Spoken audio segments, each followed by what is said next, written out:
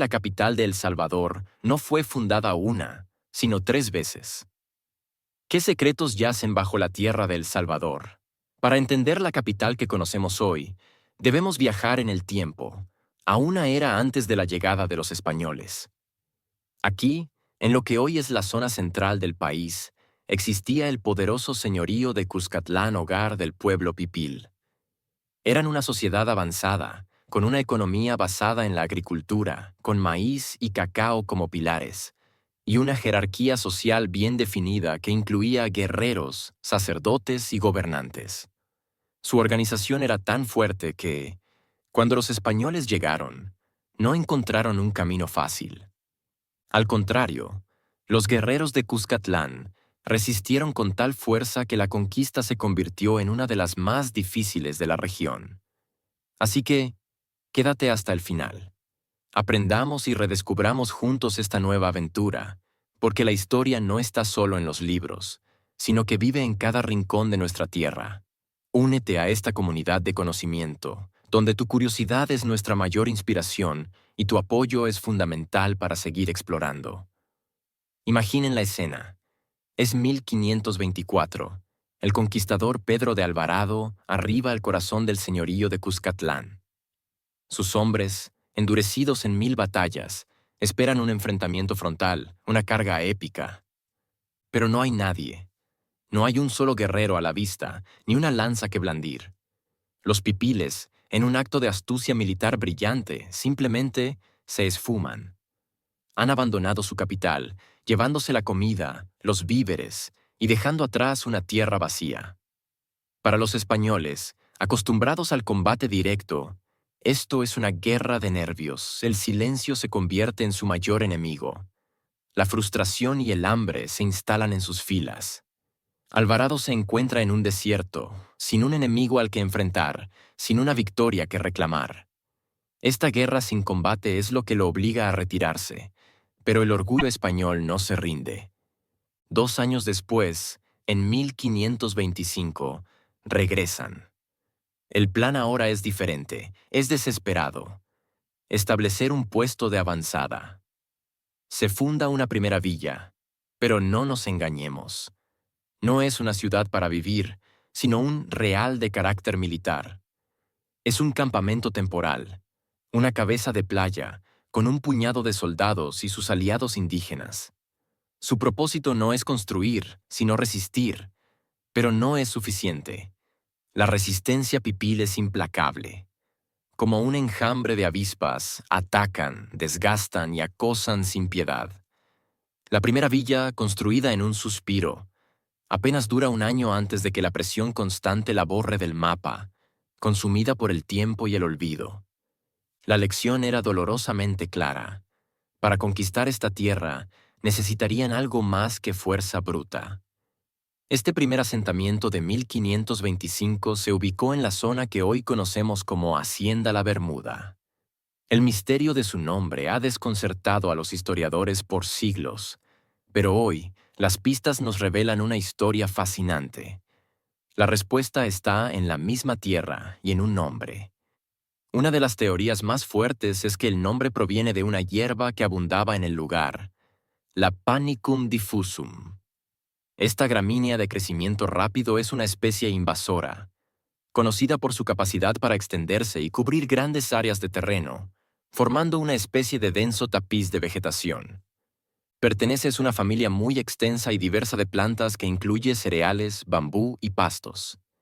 Existen aproximadamente 820 a 800 géneros diferentes de gramíneas, como avena, poa, festuca, sea, maíz, oriza, arroz y triticum, trigo.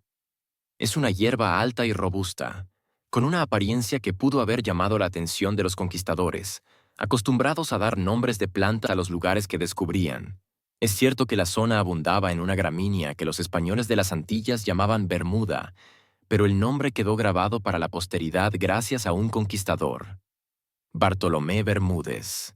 Fue él quien, tras la conquista, recibió esas tierras en encomienda, estableciendo allí una hacienda que daría nombre al lugar, uniendo para siempre la planta y el apellido en la historia. Bartolomé Bermúdez fue un conquistador español, pero su historia es mucho más que la de un simple soldado. Fue una figura clave en la consolidación del dominio español en la región de San Salvador y un miembro del primer ayuntamiento de la villa en 1528. Bartolomé Bermúdez no lideró la conquista. Él fue parte de una expedición enviada por el capitán general de Guatemala, Jorge de Alvarado, y comandada por su primo, Diego de Alvarado. Esta misión, que duró meses, tenía como objetivo someter a la resistencia pipil que había derrotado a los españoles en intentos anteriores. ¿Qué sucedió después? Los documentos revelan un drama de versiones contradictorias. El soldado Miguel Díaz Peñacorva, en su Provenza, afirma que, en un acto de valentía inverosímil, subió él solo, desarmado, y que la peña fue ganada sin la muerte de un solo español. Una historia que suena más a leyenda que a realidad. Pero el testimonio del propio Bartolomé Bermúdez nos ofrece una verdad más cruda y extraordinaria. En su declaración, relata el momento de desesperación. Los españoles estaban heridos, sin poder ganar la peña. Y fue él, con su ingenio, quien ideó la solución. Hice una escala o argumento de madera y lo puse al pie del peñol. Lo más sorprendente es lo que sucedió después. Los guerreros pipiles, al ver aquel ingenio de madera subir por la roca, se paralizaron de asombro. Dejaron de lanzar flechas y rocas, de dar gritos, y ese momento de parálisis fue la oportunidad que los españoles necesitaban. Subieron, lucharon y tomaron la fortaleza.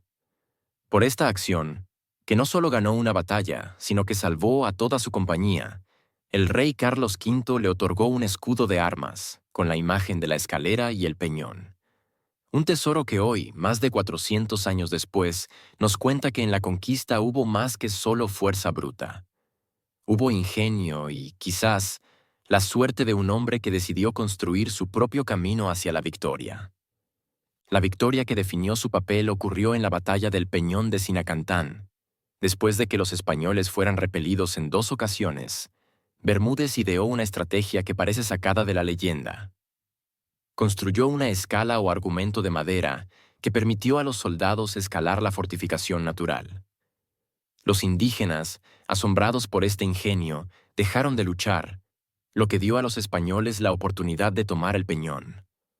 Por su valentía y su ingenio militar, el rey Carlos V le otorgó un escudo de armas, un testimonio de que la conquista en esas tierras requirió más que solo fuerza bruta.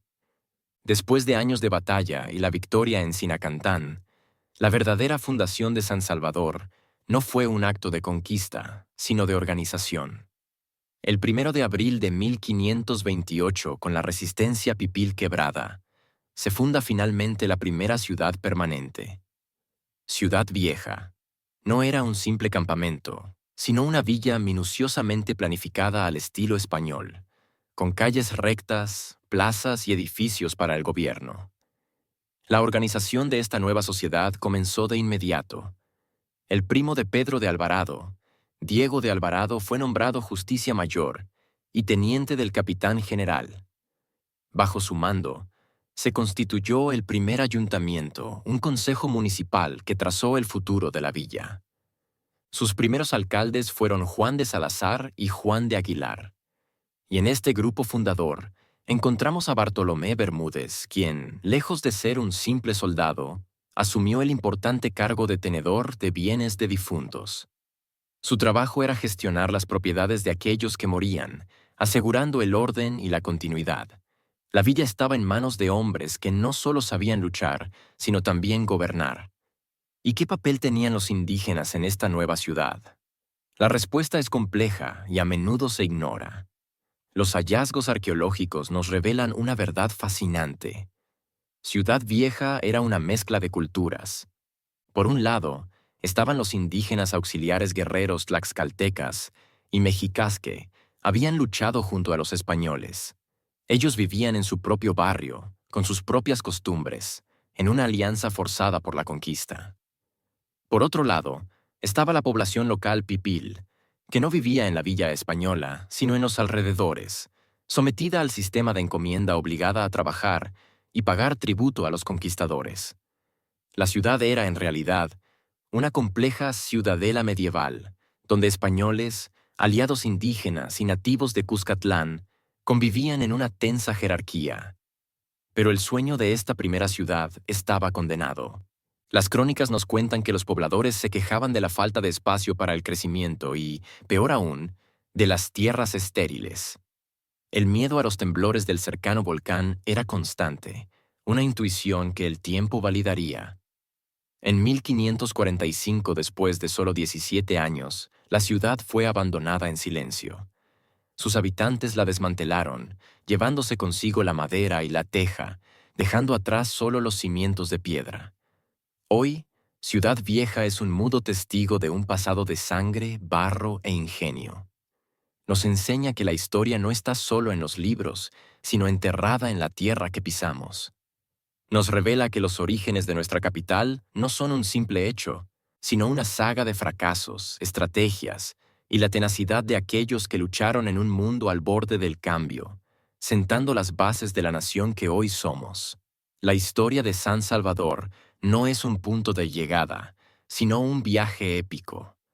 Un viaje que comenzó con el espíritu indomable del pueblo pipil, con su astucia y su valentía para enfrentar a un imperio. Continuó con la tenacidad de aquellos conquistadores que, a pesar de las derrotas, encontraron en el ingenio y en la audacia el camino a la victoria. Hoy, las ruinas de Ciudad Vieja y el peñón de Sinacantán no son simples vestigios. Son las páginas de un libro escrito en piedra y barro, donde podemos leer la historia de los hombres y mujeres que, con sus miedos y sus sueños, sentaron las bases de lo que somos. Nos recuerdan que la fundación de nuestra capital fue un complejo crisol de culturas, un pacto de sangre y un legado de resiliencia. Este documental es solo el comienzo. Es una invitación a que la historia deje de ser un relato distante y se convierta en una aventura personal. La verdadera magia de nuestra historia no está en la pantalla, sino en el aire que respiramos en el Valle de la Bermuda, en el eco de los tambores que parece resonar en el peñón de Sinacantán, y en cada ladrillo que pisamos en nuestra moderna capital. El Salvador es una tierra de leyendas que se hicieron realidad, de héroes olvidados y de una identidad forjada en el choque de dos mundos. Ahora que has visto el principio de esta gran saga, te retamos a que la explores por tu cuenta, a que descubras las joyas que nuestra tierra aún esconde. Al contrario, si te ha gustado, haz que esta historia resuene y compártela con tus amigos, compañeros y familiares. Únete a esta comunidad del saber, porque solo juntos podemos desenterrar el pasado. Y cerramos con una gran pregunta que nos hace mirar hacia adelante, mientras honramos el pasado. ¿Qué huella histórica dejarás tú en el futuro?